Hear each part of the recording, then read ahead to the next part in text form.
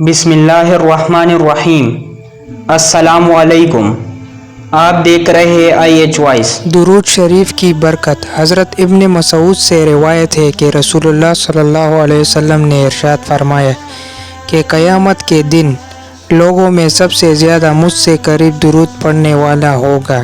اس سے زیادہ کیا نعمت، مثال، محبت ہوگی، بے مثال اعزاز اور عجیب انعام کرم جس کو نہ کان نے سنا ہوگا اور نہ آنکھ نے دیکھا ہوگا۔ میدان حشر میں جس انسان کے نام اعمال میں دو چیزیں کثرت سے ملے گی، ایک درود شریف اور دوسرا استغفار، تو یہ دونوں اعمال اس کی نجات کے لیے کافی اور شافی ہوں گی۔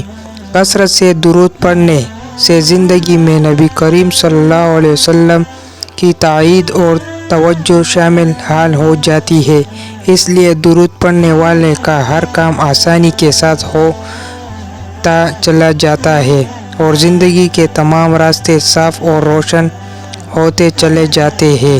اللہ تعالیٰ کی طرف سے کثرت رحمت کی وجہ سے اس بندے کی زندگی اس پر نہایت آسان اور رحمت والی ہو جاتی ہے، کیونکہ کثرت سے درود شریف پڑھنے کی وجہ سے اس بندے کا بال بال اللہ تعالیٰ کی رحمتوں میں ڈوبا ہوتا ہے۔